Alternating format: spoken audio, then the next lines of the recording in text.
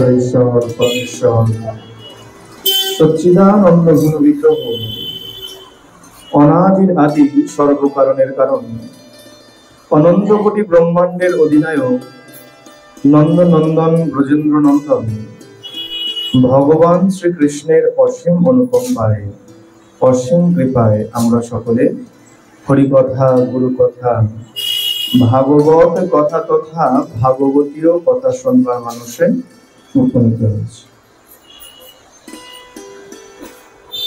দেখতে দেখতে আমরা দুর্গা পূজার একদম সন্নিকটে উপস্থিত হয়েছি। গত পর্বে আমরা কি শ্রবণ করেছিলাম? তর্পণের কথা, তাই তো? সত্য সঙ্গী তর্পণের কথা, মহালয়ার বিষয়ে শ্রবণ করেছিলাম। আচ্ছা, গণেশের কথাও একটু বলেছিলাম, মায়েদের কথা ছিল। গণেশের সম্পর্কেও আমরা অল্প বিস্তর শ্রবণ করেছি। আজকে আমরা একটু ভক্ত চরিত্র শ্রবণ করব, কারণ বলে ভক্ত যে সে ভক্ত নয়। বলে বর্তমান সমাজে ভক্ত সন্তানের বড়ই অভাব। যাও সন্তান আমাদের হয়, তাও তাদের মাথায় এমন এমন বোঝা আমরা চাপিয়ে দেই, এই ইহ জগতের সব রকম শিক্ষা দীক্ষা দেওয়ার আমরা চেষ্টা করি, কিন্তু পারমার্থিক জগতে গিয়ে সে কি করবে, কিভাবে চলবে, তার কোনো শিক্ষা আমরা দেব। আর শিক্ষা কেবল বই পড়ালেই হয় না, ভালো করে জানতে হবে। শিক্ষা কেবলমাত্র বই পড়ালেই হয় না, তাহলে বাচ্চাদের শেখানো যায়। বাচ্চারা কি করে জানেন? বাচ্চারা যখন তাদের বোধ হয় তখন গিয়ে তারা শিখতে আরম্ভ করে, আর যতক্ষণ না নিজের বোধ হচ্ছে ততক্ষণ তারা অনুকরণ করে। একদিন ট্রেনে যাচ্ছি, অনেক বছর আগের কথা, তখন ট্রেনের মধ্যে বসে আছি, দেখছি একটা মা কেবল একটা বই খালি উল্টে যাচ্ছে, মোটা বই বারবার উল্টে যাচ্ছে, একবার পেছনে একবার সামনে উল্টে যাচ্ছে। আমি অনেকক্ষণ থেকে খেয়াল করছি, হঠাৎ দেখলাম তার সঙ্গে ছোট একটা ছেলে বসে আছে, সেও ব্যাগের থেকে একটা বই টেনে বের করেছে। বই টেনে এখন ওই রঙিন বই, প্লাস্টিকের যে বাচ্চাদের রঙিন বই থাকে, ওই বই এখন ও উল্টে উল্টে দেখছে, আর কোনটা কি ওই আদো আদো ভাবে বলছে। যখন নামার আগে জিজ্ঞাসা করলাম যে মা এটা কি কারণ, আপনাকে দেখে আমি বুঝতে পারলাম ভালোভাবে আপনি বই পড়ছেন না, কারণ পড়তে গেলেও একটা পৃষ্ঠা পড়তে গেলেও অন্তত 2, 3, 4, 5 মিনিট সময় লাগে, আপনি কেবল উল্টেই যাচ্ছেন, পৃষ্ঠাটাকে দেখছেন। বলে বাবা, এই আমি যদি এখন মোবাইল নিয়ে বসি, ওই ছেলেও আমার দেখা দেখি মোবাইল নিয়েই বসে, মোবাইল ঘাটবে। আর এখন আমি বই ঘাটছি, ওই দেখো আমার ছেলেটাও বসে বসে বই ঘাটছে। এই করতে করতে ওর অভ্যাস হয়ে যাবে। একটা সময় এমন আসবে ও বই ছাড়া কিছু বুঝবে না, বইয়ের মধ্যে মুখ গুঁজে বসে থাকবে, বই পড়বে, মোবাইল ঘাটবে। তাহলে এটা কি হলো? অনুকরণ। বাচ্চারা অনুকরণ দেখে দেখে, আপনি কি করছেন সেটা দেখে দেখে করার চেষ্টা করে, এর নাম অনুকরণ। তেমনই এক ভক্ত, ছোট্ট ভক্ত, কারণ এর সঙ্গে একাদশীর খুব সুন্দর একটা যোগ আছে। একাদশীতে একটা নিয়ম আছে, একাদশীর একটা বিধান আছে, যে একাদশীর দিন প্রসাদ ছাড়া কিছু আহার করতে না। এই যে ভক্ত, এর পরিবারটাই পুরো ভক্ত, বৈষ্ণব পরিবার। পিতা তার নাম হচ্ছে রূপনাথ দাস, আর মাতা তার নাম নিত্যময়ী দাস। সুখের সংসার, ছোট্ট এক ছেলে আর স্বামী আর স্ত্রী, আর 3 জনাই বৈষ্ণব। বলে কেমন? বলে পিতা এরা উপার্জন করে আনে, মা তার দ্বারা রন্ধন আদি করে ভগবানের ভোগ নিবেদন করে, তৎপশ্চাৎ গিয়ে প্রসাদ গ্রহণ করে। অনেক পরিবার দেখা যায় না, যে নিত্য ভোগ দিয়ে ভোগের প্রসাদ গ্রহণ করে, তারা বাইরে কোথাও কিছু কিনে পর্যন্ত খায়।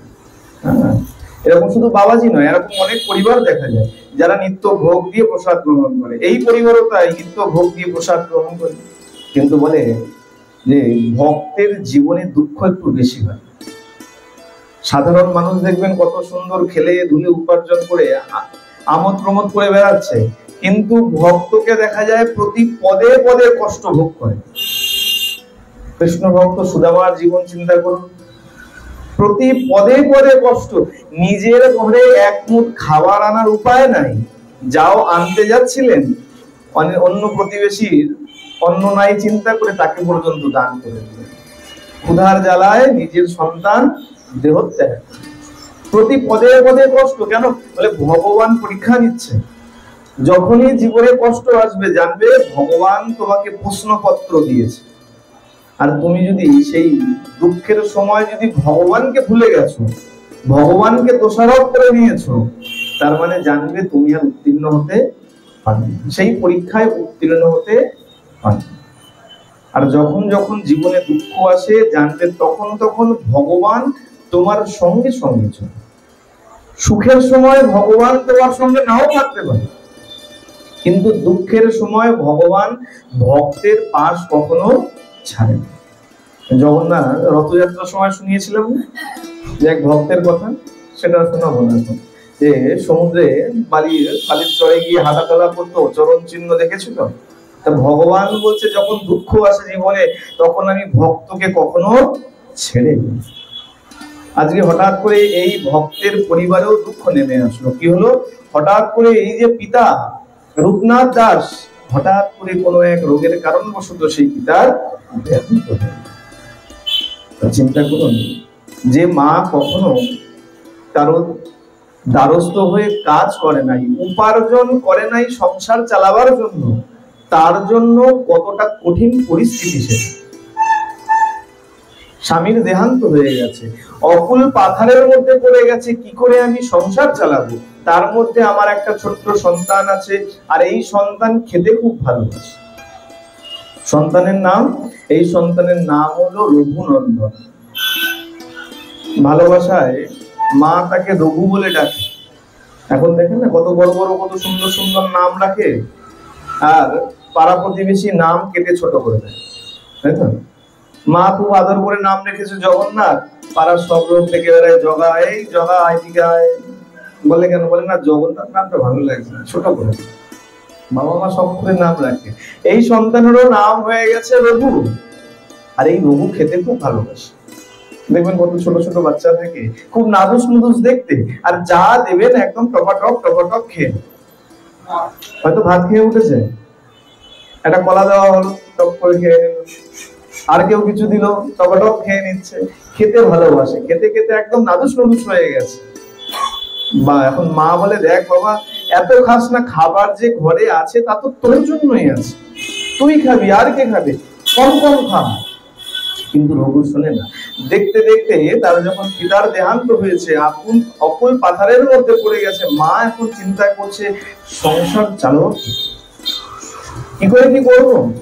দেখতে দেখতে যে ঘরের যে সামগ্রী ছিল তাও সমাপ্ত হয়ে গেছে। মা চিন্তা করছে, বেশ এখন আর কিছু করার নাই, আমাকে এখন লোকের দ্বারস্থ হতেই হবে। কিন্তু ভিক্ষা করার প্রয়োজন নাই, যতক্ষণ পারবো ততক্ষণ কার্য করেই সংসার চালাবো। কাজে যায়, কাজে গিয়ে দেখুন একজন পুরুষ মানুষ যত উপার্জন করতে পারে, যে সংসার জানে না, যে পরিবেশ জানে না, সে কাজ করতে গিয়ে কত উপার্জন করতে পারে, তাও যতদূর সম্ভব উপার্জন করে আনে।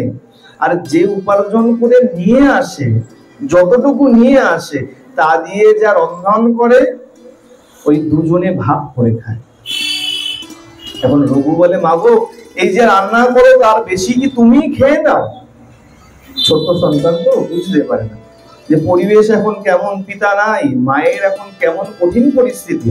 ছোট্ট সন্তান, বয়স তার মনে করুন 7 কি 8 বছর বয়স, সে কি বুঝবে সংসারের কথা? বলে, মাগো এই যা আহার নিয়ে আসো তা কি তুমি বেশি খেয়ে নাও?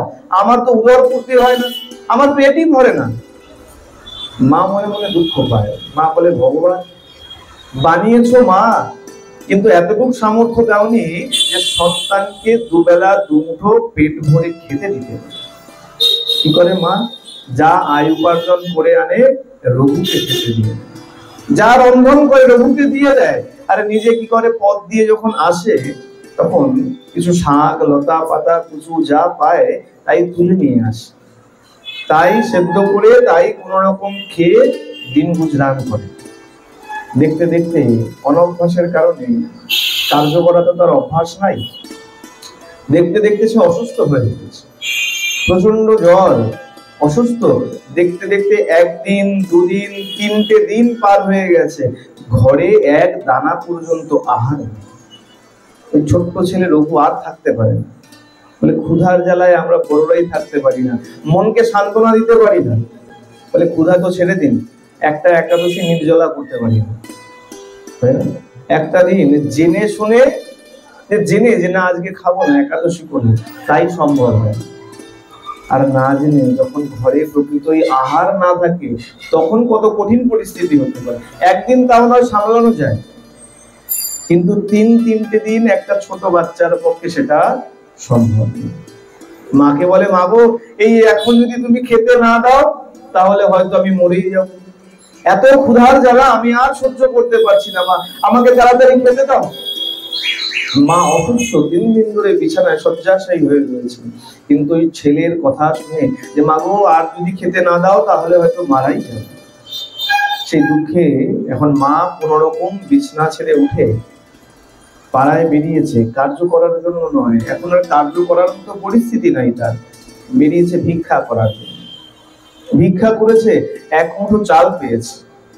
মা চিন্তা করছে, বেশ এই 1 মুঠো চাল যখন পেয়েছি, আজকে এইটা দিয়েই ভগবানের সেবা দিয়ে রঘুকে প্রসাদ।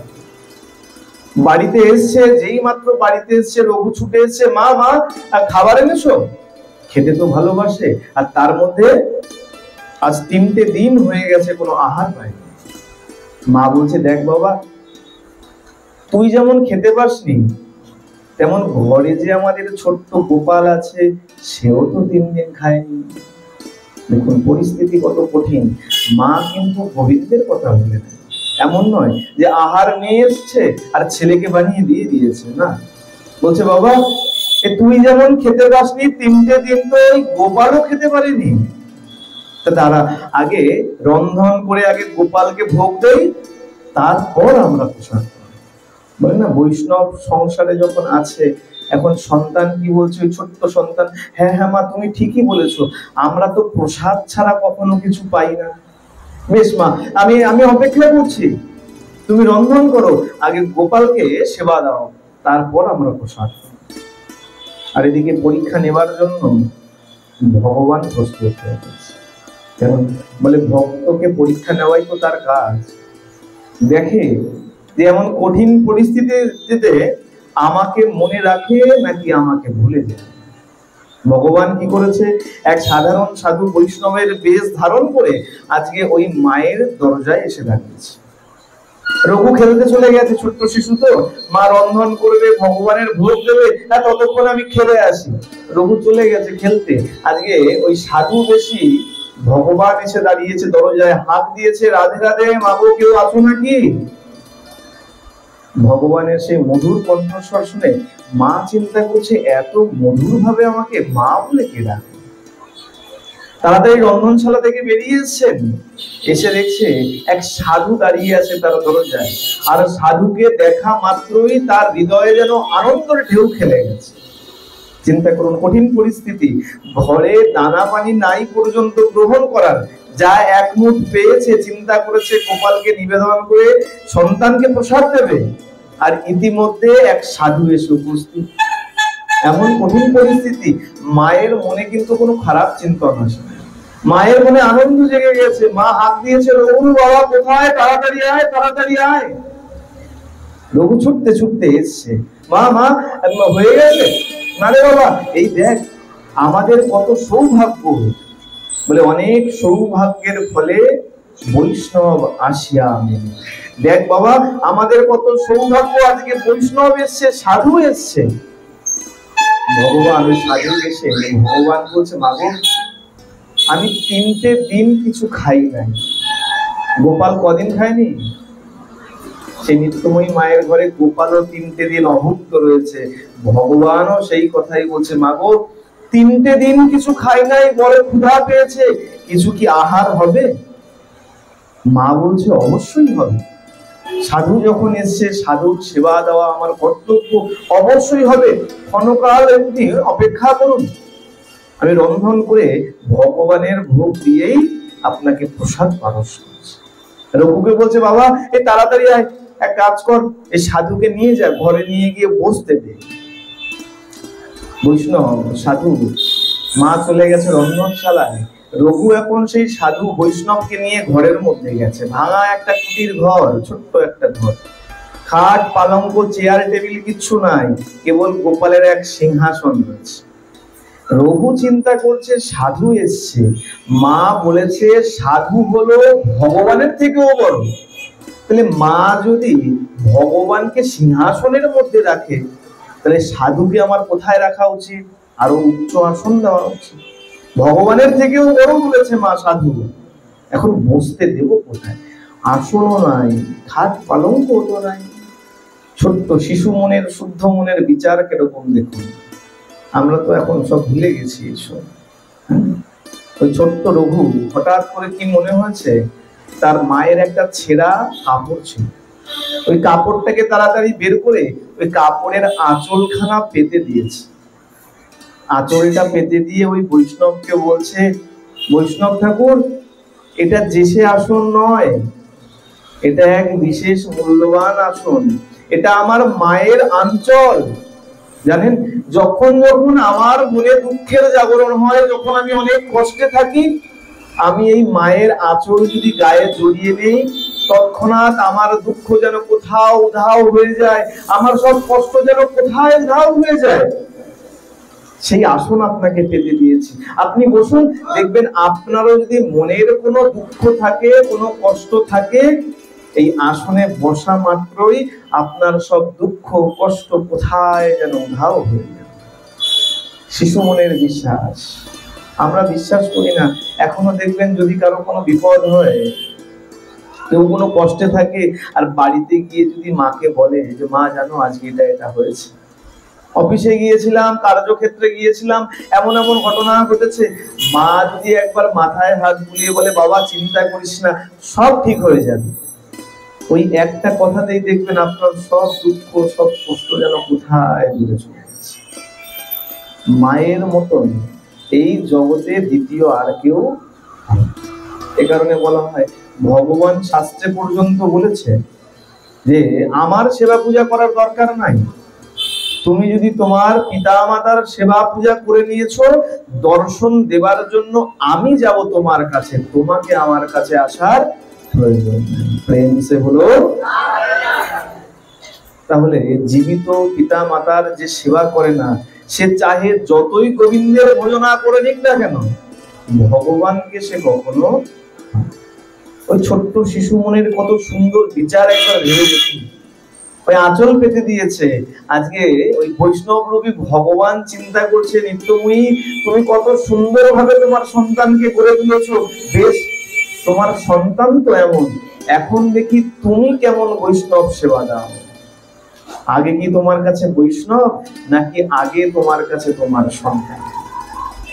বৈষ্ণবকে বসতে দিয়ে রঘু চলে গেছে খেলতে, মা এদিকে ভগবানের ভোগ লাগিয়েছে, প্রসাদ নামিয়েছে, প্রসাদ নামিয়ে প্রসাদকে এখন 3 ভাগে ভাগ করেছে। কেন?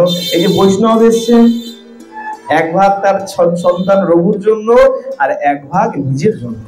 নিজের যে ভাগ তাকে আবার অর্ধেক করেছে। কেন? বলে না আমার সন্তান রঘু একটু খেতে ভালোবাসে। এখনো দেখবেন বাড়িতে মা ঠাকুমা এরা কি করে, ভালো মানে নাতি যেটা ভালো খায়, ছেলে যেটা ভালো খায়, এমন যদি বাড়িতে কিছু রন্ধন হয়, হ্যাঁ, মা কি করে অর্ধেক তুলে রেখে দেয়, টিফিন বাটিতে ভরে রেখে দেয়, না ও ওইটা খাবে আবার পরে এটা দেবে। ঠাকুমা বলে দাদু ভাই ওটা খাবে, রেখে দাও। ও মা বলে কিনা, হ্যাঁ, এখনো দেখা যায় মা কি করেছে, নিজের প্রসাদের অর্ধেক ভাত তুলে রেখে দিয়েছে। কেন? রঘু একটু খেতে ভালোবাসে, ওকে একটু বেশি। দেখুন, মাও কিন্তু 3 দিনের অভুক্ত রয়েছে, মারও পেটে কিন্তু ক্ষুধা রয়েছে। হ্যাঁ, এখন তো আমরা সবাই জানি, এমন এমন সময় দেখা যায় যে বাড়িতে একমাত্র একজনেরই আহার বেঁচে আছে, আর খাবার নাই। মা এমন অভিনয় শুরু করে দেয় যেন মা কত কি খেয়েছে। হ্যাঁ, যেই সন্তান বাড়িতে আসলো, ছেলে বাড়িতে আসলো কাজের থেকে, মা বলছিল আর বলিস না, এমন খেয়েছি সন্ধ্যাবেলায়, পেট একদম ভরে রয়েছে, এখন তো মনে হয় জলও খেতে পারবো। কেন? এই একজনের আহার বেঁচে আছে, আর সেটা তার সন্তান থেকে। এটা হলো মায়ের স্নেহ। জগতে যতই আত্মীয় থাক না কেন, বাড়িতে যখন ফিরে যাবেন একমাত্র মা জিজ্ঞাসা করবে, বাবারে মারে সারাদিন কিছু খেয়েছিস? আর সবাই সবার আবদার নিয়ে এসে দাঁড়াবে, কেউ আগে জিজ্ঞাসা করবে না তুমি কেমন আছো, তুমি খেয়েছো? এটাই হলো মা। এখন প্রসাদ নিয়ে এখন বৈষ্ণব ঠাকুরকে পারস করেছে, বৈষ্ণব ঠাকুর প্রসাদ গ্রহণ করুন, প্রসাদ পেতে শুরু করেছে। ভগবানকে যে নিজের ভাগটা দিয়েছে সেটা প্রসাদ পেয়ে নিয়েছে।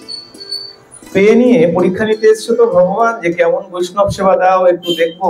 প্রভু ওই বৈষ্ণব রূপে এখন ভগবান ডাকছে, মাগো 3 দিন খাইনি তো, আরেকটু ক্ষুধা রয়েছে, আরেকটু প্রসাদ কি হবে মা? মা বলছে অবশ্যই হবে, যতক্ষণ আমার ভান্ডারে প্রসাদ আছে ততক্ষণ আপনি প্রসাদ পাবেন। মা কি করেছে, ওই যে নিজের ভাগটা রাখা ছিল সেই ভাগটা নিয়ে পারস ভগবান সেটাও পেয়ে নিয়েছে। আবার বলছে মাগো আর একটু পেলে বোধ হয় ভালো, আর একটু ক্ষুধা রয়েছে এখনো, আর একটু পেলে ভালো হতো। মা চিন্তা করছে আচ্ছা বেশ, ওই আমার ভাগের থেকে রঘুর জন্য যেটা রেখেছিলাম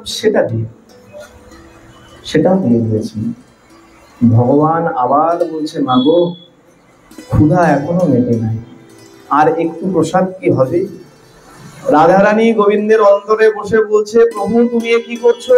তুমি তো ভালো মতোই জানো যে তোমার এই ভক্ত দুজন 3টে দিন হয়ে গেছে কোনো আহার করে নাই, আর একে একে তুমি মায়ের আহার গ্রহণ করেছো, আবার আহার চাইছো, তার ছোট্ট সন্তানের জন্য শেষ ভাগ করে রয়েছে, এ তুমি কি করছো? কিন্তু বলে ভগবান পরীক্ষা যখন নেয় তখন পরীক্ষা নিয়েই ছাড়ে। মাগো আর একটু প্রসাদ হবে? মা নিত্যময়ী রান্নাঘরে বসে বসে ক্রন্দন করছে, কেন?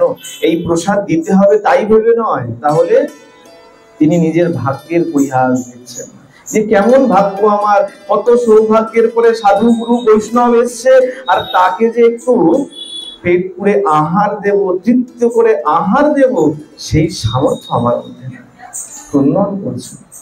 রঘু ছুটতে ছুটতে এসছে, অনেকক্ষণ হয়ে গেছে, হতে পারে এতক্ষণে বৈষ্ণব ঠাকুরের প্রসাদ পাওয়া হয়ে গেছে, 3 দিন প্রসাদ পাইনি, আজকে আমি প্রসাদ পাবো, আনন্দে ছুটতে ছুটতে এসছে। রন্ধনশালায় গিয়ে দেখছে মা বসে বসে ক্রন্দন করছে। মা গো কি হয়েছে, তুমি ক্রন্দন করছো কেন? চোখের জল মুছিয়ে দিচ্ছে। বলে বাবা রঘু দেখ, আমাদের এমন কপাল, বৈষ্ণব এসছে, কিন্তু বৈষ্ণবকে যে প্রাণ ভরে সেবা দেব তার সামর্থ্য নেই। কেন মা কি হয়েছে? বৈষ্ণব ঠাকুর প্রসাদ চাইছে, কিন্তু আর প্রসাদ দেবে মা, এই যে ভাগ রয়েছে, এই যে পড়ে রয়েছে প্রসাদ, না রে বাবা এটা তো আমি তোর জন্য রেখেছি, তুইও তো 3 দিন হয়ে গেল প্রসাদ পাস নাই। ভগবান পরীক্ষা করছে, দেখি আগে তোমার সন্তান বড় না আগে বৈষ্ণব বড়। বলে তুমি যদি তোমার সন্তানকে উপযুক্ত করে তৈরি করতে পারো, জানবে তুমি কোথাও তোমার মাথা নত করতে হবে। আরে তো পারমার্থিক জগৎ, সেই ছোট্ট রঘু দেখুন কত সুন্দর বিচার, পিতা মাতার বিচার, তার বিচার নয়, তার পিতা মাতা তাকে যেমন আচার শিখিয়েছে আজকে তার প্রতিফলন বেরোচ্ছে। রঘু বলছে মাগো তুমি তো বলেছিলে যে অনেক অনেক জীবনের সৌভাগ্য থাকলে পরে, কোটি কোটি জীবনের সৌভাগ্যের পরে সাধু গুরু বৈষ্ণব আসে। মাগো আজকে যদি বৈষ্ণব ঠাকুর অভুক্ত অবস্থায় চলে যায় তাতে তো আমাদের অপরাধ হবে, আর আবার কবে সৌভাগ্য জন্মাবে আমাদের, তারপরে গিয়ে বৈষ্ণব আসবে। মা আমরা 3টে দিন খাইনি, আরেকটা দিন না হয় আমরা না খেয়ে থেকে যাব, কিন্তু এই যে প্রসাদ রয়েছে এই প্রসাদ তুমি বৈষ্ণব ঠাকুরকে দিয়ে দাও, বৈষ্ণব সেবা তুমি সম্পূর্ণ করো। ছোট্ট রঘু যেই মাত্র বলেছে, মা এখন 2 নয়ন জলে ভেসে গিয়ে রঘুকে জড়িয়ে ধরেছে। বাবারে আজকে তোর জন্য আমার জীবন সার্থক হলো, আমার বৈষ্ণব সেবা পূর্ণতা পেল। এই কারণে বলে সন্তানকে তুমি আগে ধর্ম জ্ঞান সৎ পথে চলার শিক্ষা, ধর্ম শিক্ষা দাও, না হলে তোমার সন্তান কখনো উপযুক্ত হতে পারে। লক্ষ টাকা ইনকাম করতে পারে, কিন্তু তার ভেতরে বিবেক বলে কিছু থাকে। রঘুর কথা শুনে মা সেই প্রসাদ নিয়ে দিয়ে দিয়েছে ভগবানকে, ওই বৈষ্ণব ঠাকুরকে দিয়ে দিয়েছে। ভগবান যেই মাত্র ওই অন্তিম ভাগ প্রসাদ গ্রহণ করেছে, পরীক্ষা নেওয়া তো শেষ। বলছে মা এইবার মনে হচ্ছে আমার রাধারানী বলছে কি নিষ্ঠুর তুমি। গোবিন্দ হাত মুখ ধৌত করে চলে যাচ্ছেন, উদ্যত হয়েছেন, বেরিয়ে যাবেন। রাধারানী বলছে সে কি তুমি এত নিষ্ঠুর, তুমি প্রসাদ গ্রহণ করলে, তার বিনিময়ে তাদের তুমি কিছু দেবে না? আমরা মনে করি বাড়িতে যখন ভিক্ষুক আসে, আমরা মনে করি ভিখারিকে ভিক্ষা দান করলাম, কিন্তু একবার বিচার করে দেখুন, ওই ভিখারি, সে ভিখারি হতে পারে কিন্তু আপনার আমার মতন ভিখারি নয়, আমরা তার থেকে বড় ভিখারি। কেন? বাড়িতে যখন ভিখারি আসে আমরা অনেক বিচার করি, 1 টাকা দেবো না 5 টাকা দেবো, চাল দেবো, চালের সঙ্গে একটা আলু দেবো না শুধু চাল দেবো, সবজি দেবো না দেবো না, 1 টাকা দেবো না 10 টাকা দেবো, বিচার করি। আর একবার বিচার করে দেখুন, আপনি যখন ভিক্ষা দেন, তা 1 টাকা হোক, 2 টাকা হোক, 10 টাকাই হোক, অর্থমূল্যের একটা সীমা আছে, একটা সীমা আছে। কিন্তু ওই ভিখারি কি বলে, কি বলে? বলে ভগবান তোমার মঙ্গল করুন। আচ্ছা পরিমাপ করুন তো এটাকে, অর্থে 2 টাকা, 10 টাকা, 50 টাকায় পরিমাপ করুন তো। তাহলে ভিখারি কে হলো? আমি ভিখারি। দিয়েছিলাম 1 টাকা, অর্থমূল্য 1 টাকার একটা নির্দিষ্ট সীমানা আছে, তার বাইরে আপনি বেশি কিছু কিনতে পারবেন না, কিন্তু তার পরিবর্তে সে আমার সর্বাঙ্গীন মঙ্গল চিন্তা করে গেল, বলে গেল ভগবান তোমার মঙ্গল করুন। এর কোনো সীমা নাই, অসীম সেই চাও। ভগবানকে রাধারানী বলছে তুমি প্রসাদ তো পেলে, কিছু দিয়ে যাবে। ভগবান বলছে বেশ, আমি আশীর্বাদ করি। কি আশীর্বাদ? এই যে এই দুঃখিনী মায়ের যে ছোট কুড়ে ঘরটা আছে, আজকে রাত্রেবেলা যেন সেটা ভস্মীভূত হয়ে যায়, পুড়ে ছাই হয়ে যায়। রাধারানী বলছে এ তোমার কেমন আশীর্বাদ? মায়ের শেষ সম্বল, সেটাও কিনা তুমি ছিনিয়ে নিলে। গোবিন্দ কিছু না বলে চুপচাপ বেরিয়ে গেছে। আর সত্য সত্যই বলে দেখো, এ তো অন্য কারো মুখের বাক্য নয়, সাক্ষাৎ ভগবানের মুখের বাণী। ভগবান বলেছেন। আর সত্য সত্যই সেই রাত্রবেলায় সেই ঘর পুরে ভস্মীভূত হয়ে গেছে। মা সেই সন্তানকে নিয়ে গাছতলায় এসে দাঁড়িয়েছে। রঘু বলছে মা গো, এ কেমন বৈষ্ণব? তুমি তো বলেছিলে বৈষ্ণব সেবা দিলে পরে কেবলমাত্র কল্যাণই কল্যাণ হয়, মঙ্গল হয়। এ কেমন বৈষ্ণব? বৈষ্ণব আসলো আর গৃহে আগুন লেগে গেল। আমার মতন বৈষ্ণব যদি হয় কি বলবে? বলে আমার মতন পাপী হলে পরে একটাই কথা বলবে, এই বৈষ্ণব সেবা দিলাম এটাই শেষ, আর যে বৈষ্ণব সেবা দিলে ঘরে আগুন লেগে যায়, অন্য বৈষ্ণব সেবার দরকার নেই। কিন্তু প্রকৃত ভক্ত যে, তার বিচার দেখুন। মা কি বলছে? বলে রঘুরে শোন, জানিস যতক্ষণ ইহ জগতের মায়া মমতা মোহ রয়েছে, মায়ায় আটকে পড়ে আছিস, ততক্ষণ তুই ভগবানের ভজন সম্পূর্ণ করতে পারবি। জানিস তো, এই আমাদের যে ছোট কুড়ে ঘরটা ছিল, এই ঘর নিয়ে আমার অনেক মায়া ছিল, অনেক মোহ ছিল, অহংকার ছিল, এটা আমার ঘর।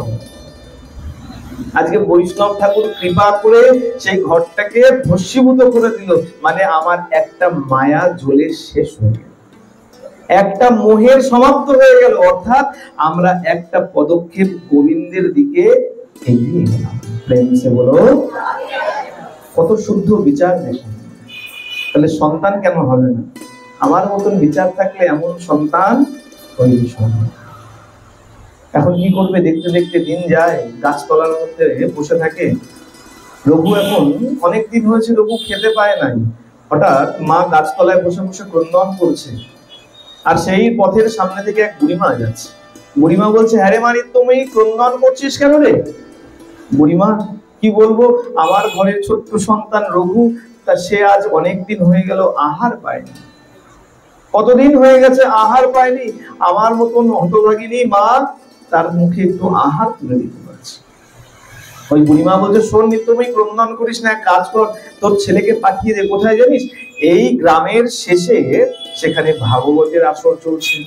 আর শোন, সেখানে যদি তোর সন্তান যায়, আত্মার খাবার পাবে আর দেহের খাবারও পাবে। আত্মার খাবার কি? এই যে হরি কথা, গুরু কথা, এটাই হলো আত্মার খাবার। হরি কথা শুনলে পরে মন পুষ্ট হয়, আর প্রসাদ পেলে পরে দেহ পুষ্ট হয়। ডাক দিয়েছে, রঘু তাড়াতাড়ি আয়। রঘু বিচার করেছে মা মনে হয় খাবার নিয়ে এসছে, অনেকদিন খেতে পায়নি তো, ছুটতে ছুটতে এসছে, মা মা দাও দাও খাবার দাও। না রে বাবা, খাবার আনিনি, খাবারের সন্ধান পেয়েছি। যা তাড়াতাড়ি যা, এই পাড়ার একদম শেষে গিয়ে দেখ, গায়ের শেষে সেখানে ভাগবত চলছে, যা ওখানে গেলে পরে প্রসাদ পাবে। আর শোন, গিয়ে কেবল প্রসাদ নয়, আগে ভাগবত শুনবি। কেমন ভাবে? মন দিয়ে শুনবি। শুধু শুনবি না, যা শুনবি এসে আমাকে বলবি। বেশ, রঘু ছুটতে ছুটতে গেছে, গিয়ে দেখছে একদম ওই ভাগবত আসর পুরো ভক্তে পরিপূর্ণ। কোথায় বসি কোথায় বসি, রঘুর সামনে, ছোট্ট বাচ্চা তো, একদম সামনে এসে বসে পড়েছে। বসে ভাগবত শুনছে, পাঠক মহারাজ ভাগবত শ্রবণ করাচ্ছে, গোবিন্দের বাল্যলীলা শ্রবণ করাচ্ছে। বলছে, মা যশোদা জানো, এখনো শুধু গোপালকে নয়, গোপালের সমস্ত সখাদেরকে পর্যন্ত নিজ হাতে ননি খাওয়ায়। খালি গোপালকে নয়, সবাইকে নিজের হাতে ননি খাওয়ায়। ছোট রঘু বসে বসে শুনছে, মা এখনো ননি খাওয়ায়। আর জানো, গোবিন্দের কত গাভী আছে? 9 লক্ষ ধেনু।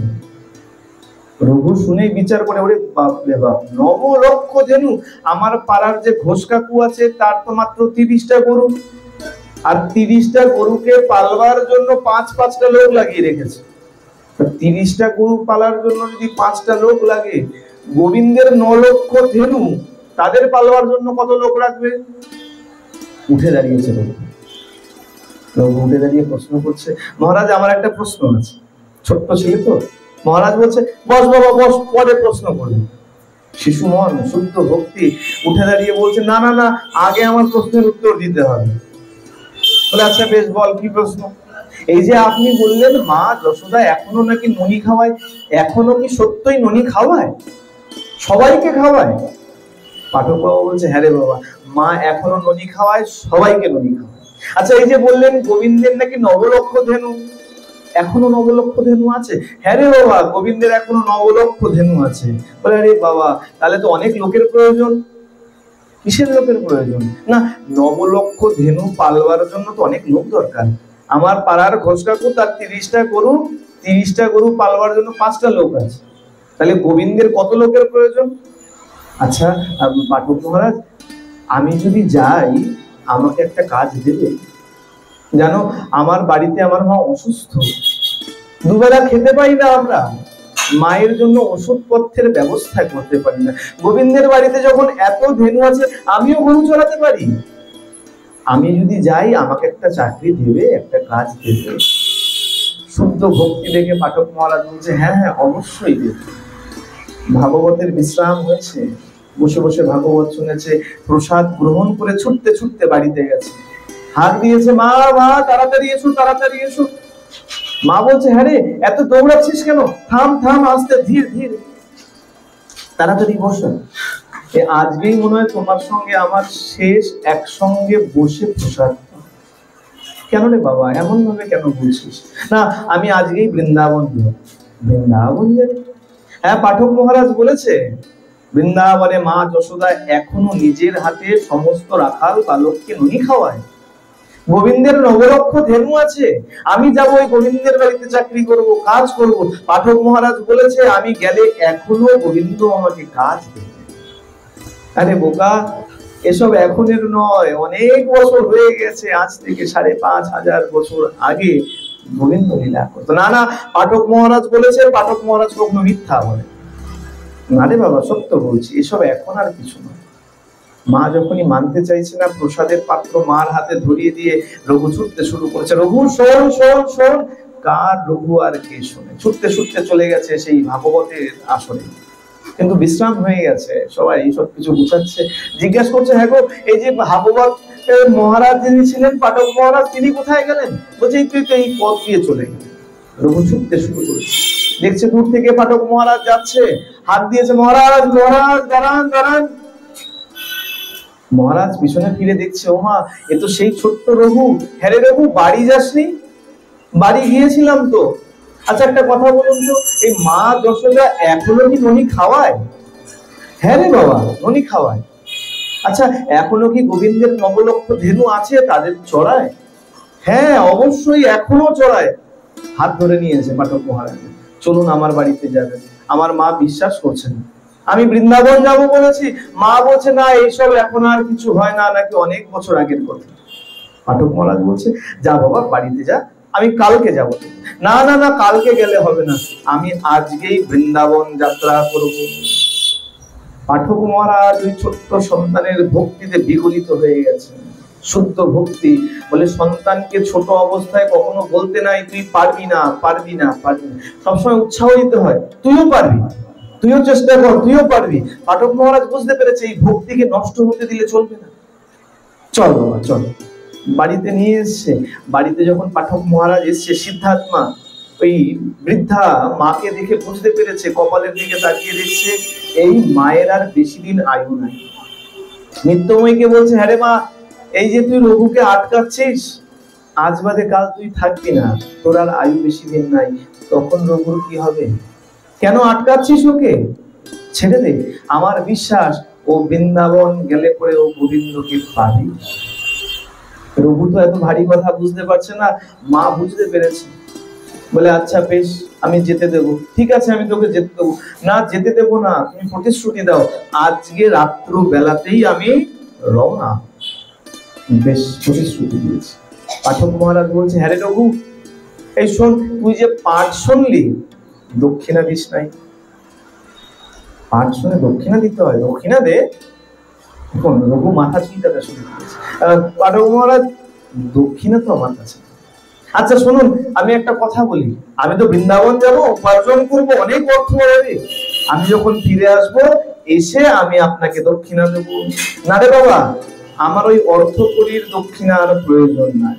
পাঠক মহারাজের মধ্যে বিশ্বাস জন্মে গেছে রঘুর প্রতি। বলছে শোন বাবা, এই তুই যখন বৃন্দাবন যাবি, আর বৃন্দাবন গিয়ে তুই যখন দাঁড়াবি, তোকে যখন গোবিন্দ নিজের নৌকায় করে যমুনা পার করে নেবে, ওই নৌকায় আমার জন্য একটা জায়গা রাখিস। পাঠক মহারাজ বুঝতে পেরেছে এ সাধারণ ভক্ত নয়, অনেক বড় মাপের ভক্ত, আর গোবিন্দকে এ আনবেই আনবে।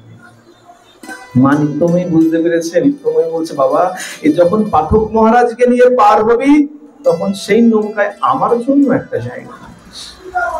পাঠক মহারাজ চলে গেছে। সেই রাত্রবেলায় রঘু এখন চলতে শুরু করেছেন, মাকে বিদায় জানিয়ে পথ চলতে আরম্ভ করেছেন। ভগবান বলছে তুমি যদি এক পা এগিয়ে আসো, আমি তোমার দিকে 100 পা এগিয়ে আসি।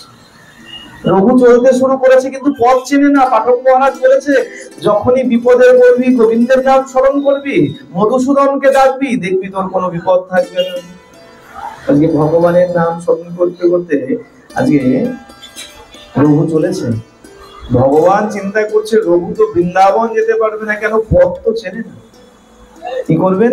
ভগবান এখন এক ফেরিয়ালার বেশ ধারণ করে, দধি দুগ্ধ মাখন বিক্রি করে, এমন ফেরিয়ালার বেশ ধারণ করে রঘুর সামনে এসে দাঁড়িয়েছে। আরে এই তুই এত ছোট বাচ্চা, এত রাত্রবেলায় কোথায় চলেছিস? না আমি যাব বৃন্দাবন। তুমি কে? তুমি কোথা থেকে আসলে? বলে শোন, এ আমার নাম কানাই। কানাই? এই জানো আমি যে বৃন্দাবন যাচ্ছি না, ওই গোবিন্দের বাড়ি যাচ্ছি, গোবিন্দর নাম কানাই। গোবিন্দ মনে মনে চিন্তা করছে রঘু তুই তো জানিস না তোর ওই কানাই আর এই কানাই একই কানাই। বলছে তোমার এই ঝুড়িতে কি আছে? বলে ননি আছে। বলে বাবা বাবা, ননি আছে, খেতে ভালোবাসে তো। বলে দাও দাদা, আমাকে একটু দাও। বলে কড়ি দে। কড়ি তো আমার কাছে না। বলে তাহলে? বলে শোনো, আমি তো যাচ্ছি বৃন্দাবনে উপার্জন করব, তোমার তো নাম জানলাম কানাই, আমি ফিরে এসে তোমাকে খোঁজ করে তোমাকে কড়ি দিয়ে দেবো। বেশ, গোবিন্দ ওকে মন মতন পছন্দ করে ইচ্ছা মতন ওকে ননি খাইয়েছে, আর হাত ধরে নিয়ে চলেছে কোথায়? বৃন্দাবনে। চিন্তা, ভক্তকে কখনো ভগবান একেলা নিয়ে চলেছে। উপস্থিত হয়েছে যমুনার পারে। যমুনার পারে এসে গোবিন্দ বলছে শোন বাবা, আমি ওই কানাই কৃষ্ণের বাড়ি থেকেই ননি মাখন নিয়ে এসে বিক্রি করি, কিন্তু এখন আমি যমুনা পার হয়ে যাব না। এখন যাব না, আমার একটা বিশেষ কাজ আছে। এখন প্রশ্ন হতে পারে গোবিন্দ এত দূর যখন আনলেন, যমুনা পার করে কৃষ্ণের বাড়ি পর্যন্ত কেন নিলেন না? কেন নিলেন না? এখনো রঘুর গুরুকরণ হয়। আর তুমি যতই সাধন করো, যতই মালা জপ করো, যতক্ষণ না গুরুকরণ হচ্ছে ততক্ষণ তুমি গোবিন্দকে পেতে। প্রভু বসে গেছে, মায়ের কথা মনে পড়েছে। মা বলেছে যখনই দেখবি কোনো অসুবিধার মধ্যে আছিস গুরুদেবকে স্মরণ করবি, গুরুদেব তোর সব বিপদ কাটিয়ে দেবে। বসে বসে কীর্তন করছে, ওখানে বসে বসে সুন্দর গুরু বন্দনা করছে, গুরু কৃপাহি কেবলম কীর্তন করছে খুব সুন্দর। আর ঠিক সেই সময় রামদাস বাবাজি মহারাজ ওই ঘাটে এসে দাঁড়িয়েছে, এত সুন্দর গুরু বন্দনা করছে। কি রে, কি তোর নাম, কোথা থেকে আসলি? আমি সুদূর মহারাষ্ট্র থেকে পদব্রজে এসেছি, হেঁটে হেঁটে এসেছি। কেন? যাব বৃন্দাবন। কি করবি গিয়ে? কৃষ্ণের বাড়িতে যাব, কৃষ্ণের নাকি নবলক্ষ ধেনু আছে, আমি সেখানে কাজ করব। নাম কি তোর? নাম রঘু। রামদাস বাবাজি সিদ্ধাত্মা তো, সে ছোট্ট সন্তানকে দেখে বুঝতে পেরেছে এর মধ্যে ভক্তি আছে। বলে শোন বাবা, এই তুই তো এসছিস কৃষ্ণের সঙ্গে দেখা করতে, কিন্তু জানিস এই আজকে সকালবেলায় কৃষ্ণ বিশাল এক জাহাজে নৌকায় করে এই যমুনা দিয়ে কোথাও একটা ঘুরতে গেছে। যেমনি মাত্র বলেছে কৃষ্ণ নৌকায় করে ঘুরতে গেছে, অমনি রঘু কাঁদতে শুরু করেছে। এখন আমার কি হবে? আমি এসছি কৃষ্ণের বাড়িতে কাজ করবো বলে, আর কৃষ্ণই যদি না থাকে আমি কথা বলবো কার সঙ্গে? আর এত দূর থেকে এসছি, ফিরেই বা যাবো কিভাবে? এখন মা অসুস্থ, উপার্জন না করতে যেতে পারি। রামদাস বাবা বলছে শোন বাবা, আমি তোকে একটু সাহায্য করতে পারি। কি? বলে দেখ, কৃষ্ণ তো এই যমুনা দিয়ে গেছে, নিশ্চয়ই ফিরবে, কাল পরশু ফিরবে। এক কাজ কর, তুই আমার সঙ্গে চল, এই যমুনার পাড়েই আমার মন্দির আছে। রামদাস বাবাজি যিনি রামচন্দ্রের ভক্ত, রাম লক্ষ্মণ সীতার পূজা হয় সেখানে, চল আমার মন্দিরে চল, সেখানে থাকবি। কৃষ্ণ যখন আবার এই নদী দিয়ে, এই যমুনা দিয়ে যখন ফিরে যাবে, ওই কৃষ্ণের নৌকায় চেপে তুইও চলে যাবি। হ্যাঁ হ্যাঁ বেশ। আচ্ছা তোমার মন্দিরে তো যাবো, প্রসাদ দেবে তো, খেতে দেবে তো, খাবার খেতেছ তো? রামদাস বাবা বলছে শোন বাবা, এই তোর মতন ভক্তের জন্য আমার ভান্ডার সব সময় ভরে আছে, চল তুই আমার সঙ্গে চল। রামদাস বাবা নিয়ে গেছেন রঘুকে সঙ্গে করে। রঘু যখন সেখানে থাকতে শুরু করেছে, দেখতে দেখতে একাদশী এসে হাজির। এখন ক্ষুধার জ্বালায় থাকতে পারে না, রঘু তো না খেয়ে থাকতে পারে না। রামদাস বাবা বলছে শোন, আজকে একাদশী, আজকে কিছু খাওয়া যাবে না। বলে বলেন কি, আমি দিনে 3 বার 4 বার করে খাই, আজকে না খেয়ে থাকবো? না না, সেটা হবে, খাবার আমাকে দিতে। বলে শোন, খাবার তোকে দেবো, কিন্তু সেটা এখানে খেতে পারবি, রান্না করে খেতে হবে। আর কোথায়? ওই যমুনার পাড়ে চলে যা, এই মন্দিরে আগুন জ্বালানো চলবে, যমুনার পাড়ে গিয়ে রন্ধন করে খাবে। আর শোন, রন্ধন করেই খাবি না, তাহলে আগে রামচন্দ্রকে দিবি, তারপরে তুই খাবি। একাদশীর দিন কখনো প্রসাদ ছাড়া কিছু খাওয়া উচিত নয়। আমার মতো একাদশী করবেন। সকালবেলা উঠে গোবিন্দকে একটা কলা আর একটা আপেল ধরিয়ে দিলাম, বললাম গোবিন্দ আজকে একাদশী, তুমি এটা খাও। আর নিজে এদিকে ভালো করে শাকা রান্না করলাম, সাবু দিয়ে পায়েস করলাম, আচ্ছা মতন খাচ্ছি। আর গোবিন্দের বেলায় একাদশী ফল খাও না, এটা উচিত। রঘুকে বলছে আগে নিবেদন করবি, আগে রামচন্দ্রকে দিবি, তারপর তুই খাবি। বেশ, যমুনার পারে চলে গেছে, রন্ধন করেছে, রন্ধন করে পারস সাজিয়ে দিয়ে ডাকছে রামচন্দ্র তাড়াতাড়ি এসো। সে তো আর বুঝতে পারছে না যে ভগবানকে ডাকছে, মনে হচ্ছে পাশাপাশি লোক ডাকছে। রামচন্দ্র এসো, তাড়াতাড়ি এসো, আমার বড্ড ক্ষুধা পেয়েছে, আমি আর থাকতে পারছি না, তাড়াতাড়ি এসো। গুরুদেব বলেছে তুমি না খেলে আমি খেতে পারবো। অনেকক্ষণ ডেকেছে, যখন আসছে না ছুটতে ছুটতে গেছে, গুরুদেব গুরুদেব অনেক ডাকলাম, রামচন্দ্র তো আসছে না, আমার বড্ড ক্ষুধা পেয়েছে, আমি খেয়ে নেবো। একদম না, আগে রামচন্দ্রকে দিবি, ভালো করে ডাক, ডাকার মতো ডাকলে পরে রামচন্দ্র আসবে। আবার চলে গেছে যমুনায়, অনেকক্ষণ ডেকেছে, ক্ষুধা জ্বালায় আর পারছে না, ছোট বাচ্চা তো, বলে ধরো রামচন্দ্র আসছে না, রামচন্দ্র না পেলে আমিও পেতে পারবো না। এর থেকে ভালো এই যমুনার পারে যে পাথর আছে, পাথরে মাথা ঠুকে মারা। যেই গেছে মাথা ঠুকবে বলে, মাথা ঠুকতে যেই আরম্ভ করবে, অমনি রামচন্দ্র এসে তার মাথায় হাত দিয়ে দাঁড়িয়ে, আরে এরকম করিস কি তুই? আরে বলো না, গুরুদেব ওই রন্ধন করতে দিয়েছে, রন্ধন তো করেছি, বলেছে রামচন্দ্র না খেলে আমি যেন না খাই। কতক্ষণ থেকে ডাকছি, রামচন্দ্র তো আসে না। বলে আরে বাবা, এই তো আমি রামচন্দ্র। ও আচ্ছা, তুমি রামচন্দ্র, কখন থেকে ডাকছি আর তুমি আসো না কেন? বসো বসো, তাড়াতাড়ি নাও, তাড়াতাড়ি খাও। তুমি খেলে আমি খাবো। রামচন্দ্র বসে গেছে, কি খাচ্ছে? সাকার খাচ্ছে না, তার মধ্যে ওই যে ভক্তের ভক্তি আছে, সেই ভক্তি ভগবান আহার করতে আরম্ভ করছে। রামচন্দ্র থামতে পারছে না, প্রভু আর থামতে পারছে না, সমস্ত মনে হচ্ছে নিজেই আহার করে নেবে। রঘু বলে, করো কি, করো কি, যা প্রসাদ দিয়েছি একাই খেয়ে নেবে, আমি খাবো কি, তাহলে রাখো আমার জন্য কিছু। বলে, ও আচ্ছা আচ্ছা বেশ। অল্প ছেড়ে রামচন্দ্র অযোধ্যায় গিয়ে, প্রভু রামচন্দ্র অযোধ্যায় গিয়ে আর থামতে পারছে না, নৃত্য আরম্ভ করে দিয়েছে। কেন? এই প্রসাদের এমন মহিমা, ভক্তের এমন ভক্তি, রামচন্দ্র নৃত্য করছেন। মা সীতা, মা জানকী রেখে নিয়েছে। প্রভু এমন নাচো কেন? বলে, জানকী আর হলো না, ভক্তের এমন প্রসাদ, ভক্তের প্রসাদ, আর তুমি একা খেয়ে চলে আসলে, আমি কিনা তোমার সহধর্মিনী, অর্ধাঙ্গিনী, আমাকে দিলে না, চলো আমাকেও দিতে হবে। বলে, দেখো আজকে আর হবে। কেন? এ এমন ভক্ত, এ 15 দিন পর একবার ভোগ দেয়। কবে? একাদশীর দিন ভোগ দেয়। প্রসাদ পেতে হলে 15 দিন অপেক্ষা করতে হবে। বেশ, প্রসাদ যখন পেতে হবে, আমি 15 দিনই অপেক্ষা। 15 দিন গেছে, আবার রঘু একাদশী এসছে, রঘু আবার আমারই সব সবজি নিয়ে চলে এসেছে, যমুনার পাড়ে রন্ধন করেছে। আজকে বেশিক্ষণ ডাকতে হয়নি, 4-5 বার ডেকেছে, রামচন্দ্র এসে হাজির। প্রসাদ যখন পারস করবে, ওমা পাশেই ভদ্র মহিলাকে প্রসাদ পেতে বসে গেছে, যেই পারস করেছে, পাশে আরেক ভদ্র মহিলা বসে। একে রামচন্দ্র বলছে, দেখ বাবা, এ আমার পত্নী, এর নাম সীতা, তো দেখ এই অল্প কিছু দিয়ে, অল্প করে দিয়ে দিয়েছে। মা সীতা প্রসাদ পেতে আরম্ভ করেছে, আর থামতে পারছে না। প্রভু আরো রাখবে, এতে আমার মন তৃপ্ত হচ্ছে না, এমন প্রসাদ আগে কখনো খাই নাই। বলে, সীতা চুপচাপ, যা পেয়েছো তাই চুপচাপ খেয়ে অযোধ্যায় ফিরে চলো, আর যদি চেয়েছো এই প্রসাদ আর তুমি পাবে না। সীতাকে নিয়ে চলে গেছে। এখন রাম আর সীতা দুজনে নৃত্য করতে শুরু করেছে। প্রভু এখন মাকে নিয়ে নৃত্য করছে, লক্ষণ দেখে দিয়েছে, দাদা বৌদি এত নৃত্য করছো, কি ব্যাপার? তখন মা সীতা বলছে, ভাই আর বলো না, এমন প্রসাদ পেয়েছি। প্রসাদ? বলে, দাদা তুমি বলো কিনা, আমি তোমার প্রাণের থেকেও প্রিয়। ভাই লক্ষণ নাকি তোমার প্রাণের থেকেও প্রিয়।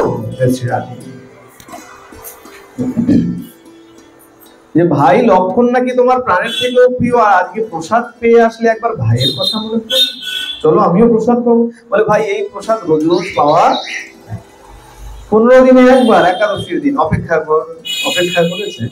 আবার একাদশী এসছে, আবার প্রসাদ হয়েছে, আজকে আর ডাকতে হয়নি, প্রসাদ দিয়েছে। রামচন্দ্র হাজির। যেই পারস লাগিয়েছে, দেখছে রাম, সীতা, আরেক ভদ্রলোক বসে। এ আবার কে? বলে, বাবা আমারই ছোট ভাই, একটু দিয়ে। বলে, একে একে তুমি বাড়িয়েই চলেছো, হ্যাঁ আমি তাহলে খাবো কি? বলে, বাবা এসছে যখন, দুপুর বেলা ফেরত পাঠাবি কেন? সনাতন ধর্মে আছে, নিজে অভুক্ত থাকো, কিন্তু অতিথিকে কখনো অভুক্ত দিবি। অল্প করে দিয়ে দে, বেশি দিস না। দিয়ে দিয়েছে, লক্ষণ খেয়ে আর থামতে পারছে না। দাদা আরো লাগবে, আরো লাগবে, আর বলিস না, যা পেয়েছিস খা, আর মানে কেটে বল, নইলে আর প্রসাদ পাবি না। চলে গেছে। 3 জনে নাচতে শুরু করেছে, বাকি 2 ভাইয়ের বউ দেখে নিয়েছে, ভরত শত্রুঘ্ন দেখে নিয়েছে, বাকিরা।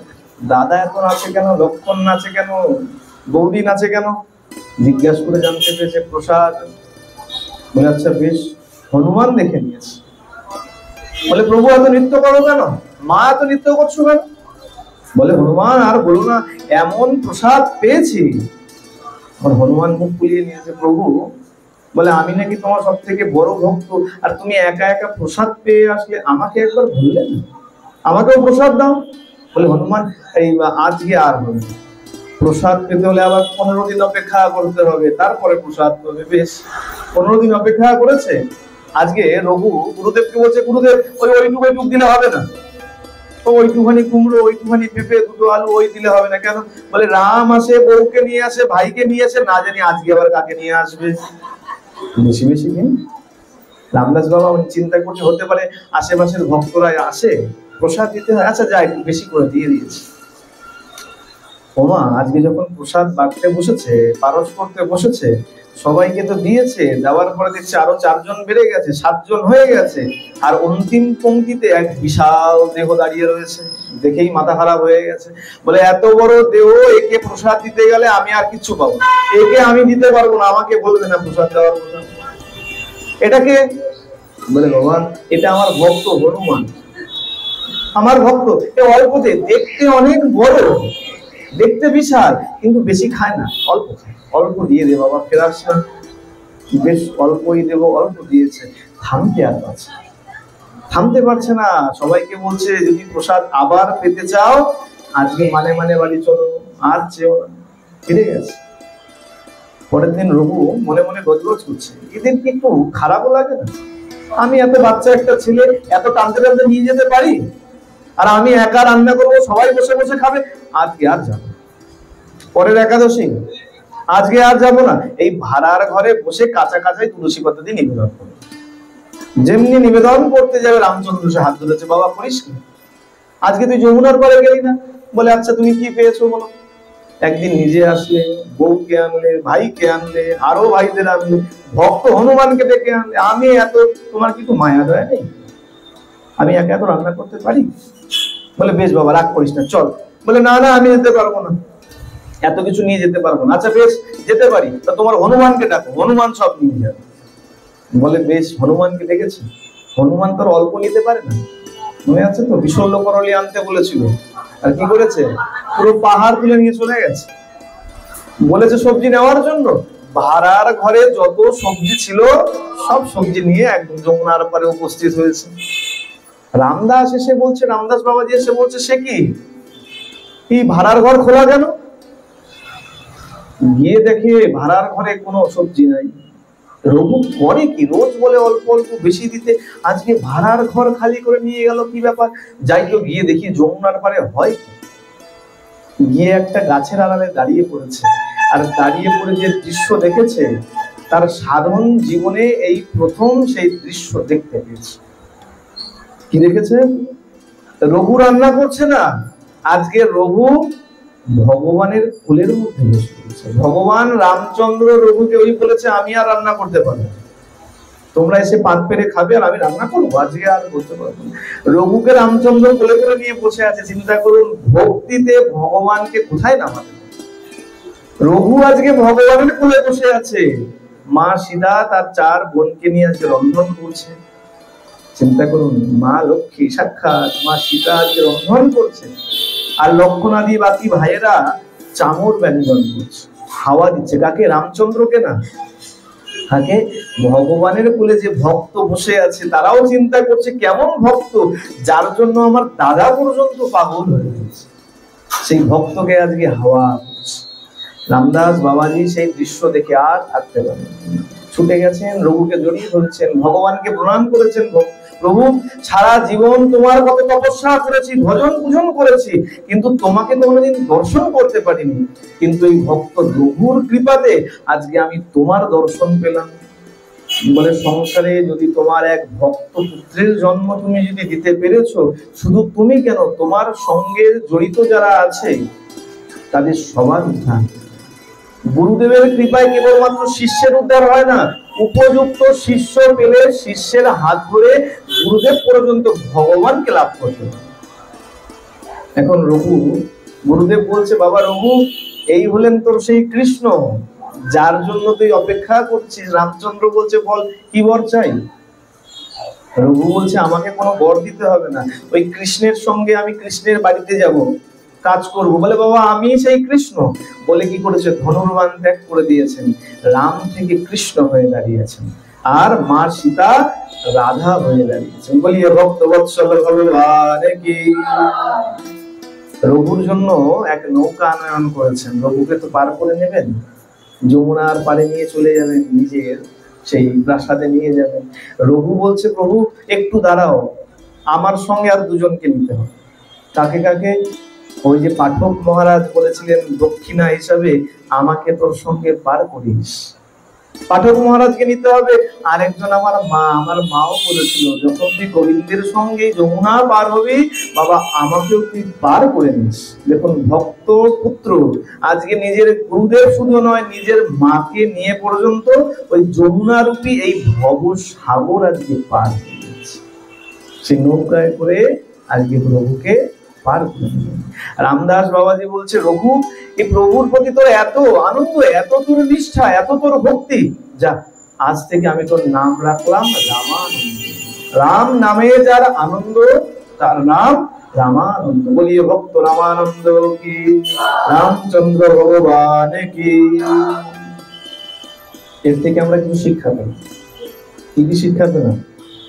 এক হলো, নিজের সংসারে যে ছোট সন্তান আছে তাকে উপযুক্ত ধর্ম শিক্ষা দাও। তুমি ধর্ম না করলেও তার হাত ধরে তুমি পার হতে পারো। আর একাদশীর দিন কখনো প্রসাদ ব্যতীত কিছু গ্রহণ করতে। আর নিষ্ঠা, ভক্তি সবসময় নিখুঁত হওয়া। ওপরে ওপরে ভক্তি দেখালাম, আমি কত বড় সাধু, কিন্তু ভেতরে ভেতরে কিছুই নাই, এমন ভক্তি কখনো কার্যকর। আজকে একটু বেশি সময় হয়ে গেছে, এই ভক্ত চরিত্র আর বিস্তারিত করবো না।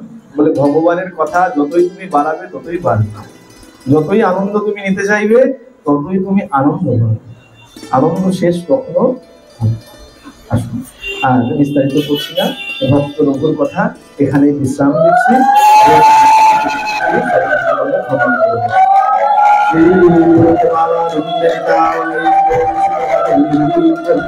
শ্রী শ্রী সাধু বৈষ্ণব প্রেমানন্দে হরি হরি বল।